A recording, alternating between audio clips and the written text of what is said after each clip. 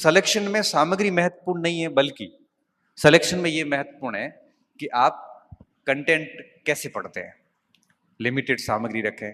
इसके साथ साथ में एक महत्वपूर्ण बात जो विद्यार्थी अक्सर गलती करते हैं, केवल पढ़ना ही नहीं है, चीजों को मनन करना उनके ऊपर। आप एक पैराग्राफ पढ़ते हैं, एक हेडिंग पूरी की, उसके बाद में आप 5 मिनट सोचिए कि आपने पढ़ा क्या है।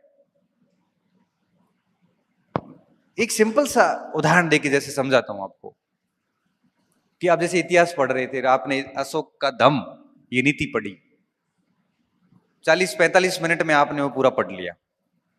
बस आप एक प्रैक्टिस करना शुरू कर दो आज से ही, क्योंकि आप इतना आए हैं तो आपकी जीवन शैली में कुछ परिवर्तन होना चाहिए। मैं ऐसा चाहता हूं, नहीं तो मेरा आना और बोलना, आपका टाइम खराब करना बिल्कुल कोई सार्थक नहीं। फिर वो 40-45 मिनट अशोक का दम पढ़ने के बाद में किताब को इस तरह से बंद कर दो, पेन रख के, और सोचिए कि आपने 40-45 मिनट क्या पढ़ा है। आप अगर कुछ भी याद नहीं कर पा रहे हैं, इसका मतलब आपने केवल रीडिंग मारी, स्टडी नहीं करी। ऐसी रीडिंग मारते जाओगे तो सिलेक्शन नहीं होगा। आप दिमाग को सक्रिय रखिए, हर लाइन को पढ़ते वक्त देखिए कि इसमें क्या सवाल बन सकता है, और अगर सवाल क्या बन सकता है इतना एक्टिव रखोगे ना, तब आप वापस जब सोचोगे 40 मिनट बाद, तो आप उसको ब्रीफ कर पाओगे कि हाँ, अशोक के दम में ये बातें थी। तो दिमाग को आप जो लिमिटेड कंटेंट आपके पास है उसको लेके आप अपने मस्तिष्क को बहुत सक्रिय रख के पढ़े, निष्क्रिय ना रखें। निष्क्रिय का मतलब है लाइन टू लाइन पढ़ते जाना।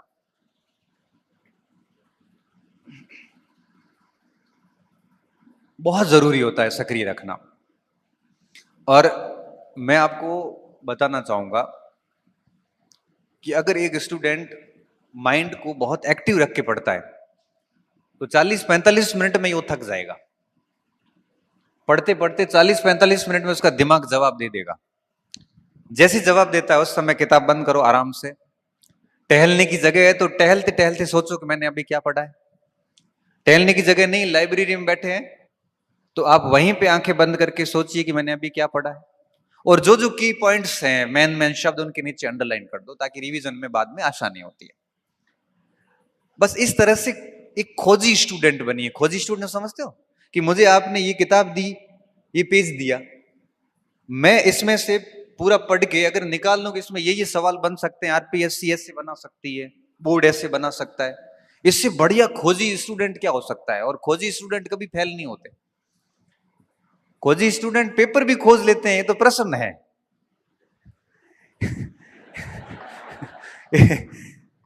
इसलिए हमारे को बहुत खोजी स्टूडेंट रहना है और कंटेंट से प्रश्न निकालने हैं, और बहुत एक्टिव माइंड्स के साथ। कई बार क्या होता है, बच्चा पूरा पढ़ के मेरे पास आता है, कई बार बोलता है सर याद नहीं हो रहा है। फिर पूछता हूं कि पढ़ा ही नहीं ठीक से, याद कैसे होगा, रिवीजन किया नहीं। जब हम पढ़ते थे मुझे अच्छे से याद है कि हम क्या करते थे, मैं रघुनाथ, हमारे 3-4 का ग्रुप था, हम कहते थे कि आज क्या पढ़ा है, किसने क्या पढ़ा, हमारा टाइम टेबल सबका फिक्स था। पढ़ने के बाद हम एक दूसरे से प्रश्न करते थे।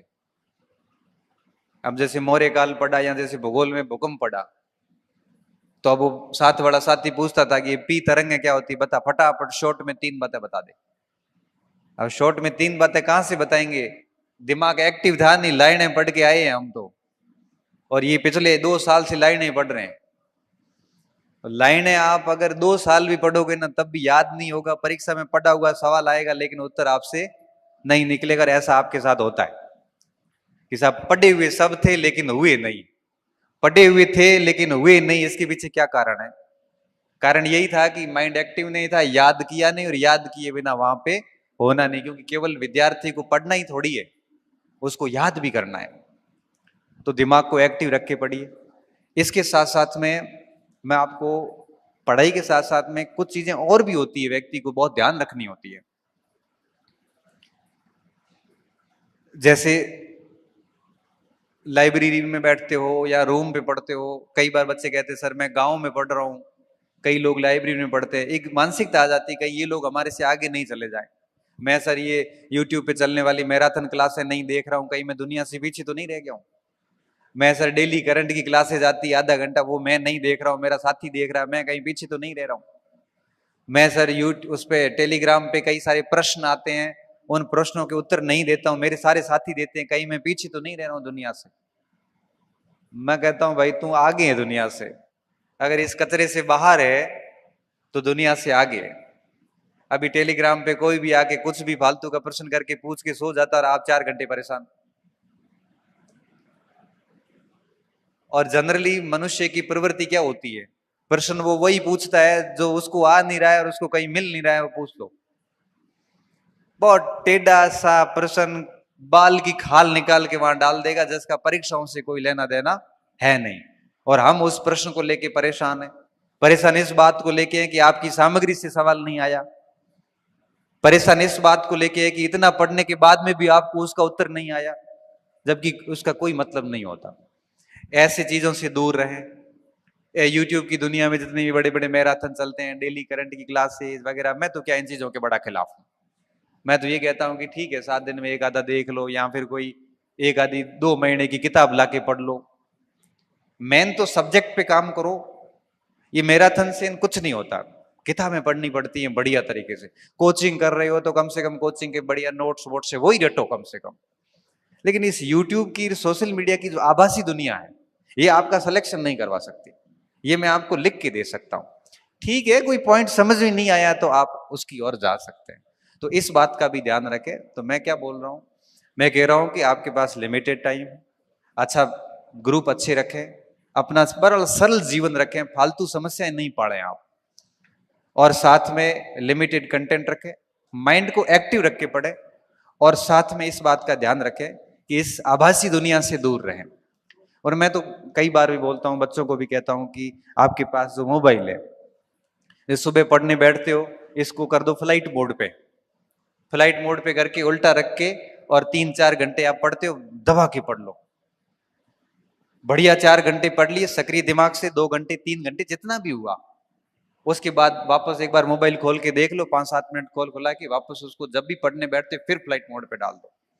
ये जितना फ्लाइट मोड पे रहेगा ना, उतने आपके अंक बढ़ते जाएंगे। ये मेरी बात आप याद रखना। आप इसके फ्लाइट मोड का खूब उपयोग कीजिए, और जिस दिन नौकरी लग गई बढ़िया, उस दिन ये सारे फॉलोवर्स अपने आप बढ़ जाएंगे, पता ही नहीं चलेगा आपको। आप दुनिया से पीछे नहीं रह रहे हैं। कई कई आईएएस ऐसे बनते जिनके पास में फोन ही नहीं है, कोई सोशल मीडिया अकाउंट नहीं है, और जैसे ही बनते हैं लाखों एक साथ जुड़ जाते हैं। आप पीछे नहीं रह रहे हैं। इसलिए आप जितना फ्लाइट मोड का ज्यादा यूज करोगे उतना ही आपको फायदा है। क्योंकि देखो, हम तो बोल के चले जाएंगे, अगर आप इसको जीवन में लागू नहीं करते हैं तो कोई मतलब नहीं है, मतलब कोई मतलब नहीं है। मैंने कहा ना, मैंने शुरुआत में कहा, आप एक बात लागू करके देखिए, क्योंकि आप केवल आप नहीं है, आप अपने पूरे परिवार का रिप्रेजेंट कर रहे हैं। यहाँ पे बड़ी भावनात्मक उम्मीद है आपसे जुड़ी हुई है कि मेरा बच्चा या बच्ची बाहर है, तैयारी कर रही है, नौकरी लगेगी। कितनी उम्मीदें पाल रखी है उन लोगों ने, उनको कोई पता नहीं आप किसकी तैयारी कर रहे हो। बहुत भोले लोग हैं गांव के तो। और जब हम उनको मूर्ख बनाने की कोशिश करते हैं, या दिखावों की पढ़ाई करते हैं, ढोंग करते हैं बच्चे, मैंने देखे हैं। 2 घंटे पढ़ते हैं, दुनिया देख रही इसलिए पढ़ते हैं। पढ़ते पढ़ते तिरछा देखता है कि ये मेरे को देख रहा है इसलिए मैं पढ़ रहा हूं। ये कैसी पढ़ाई है? मतलब इन सब की मैं नजरों में बना रहा हूं इसलिए मैं पढ़ रहा हूं, या मेरे जीवन निर्माण के लिए पढ़ूं? अगर आप इस तरह से पढ़ रहे हो कि ये लोग मुझे देख रहे हैं मैं पढ़ूं, तो भैया रिजल्ट इतने घातक आएंगे इसके कि जो लोग देख रहे थे वही लोग सबसे पहले मजाक बनाएंगे, और फिर आप सह नहीं पाओगे। इससे बेहतर यह कि हर दिन अपने ऊपर काम कीजिए, अपनी कमियों को एक्सेप्ट कीजिए कि मेरे ये पोर्शन कमजोर है, अपनी खूबियों को एक्सेप्ट कीजिए, किताब को पूरा पढ़िए, सिलेबस पूरे तैयार कीजिए, एक एक लाइन चेक कीजिए क्या कहना चाहती है। तब जाके इतनी बढ़िया समझ विकसित होती है कि 2 साल तो बड़ी लंबी अवधि है, 1-1.5 साल के अंदर ही नौकरी लग जाती है।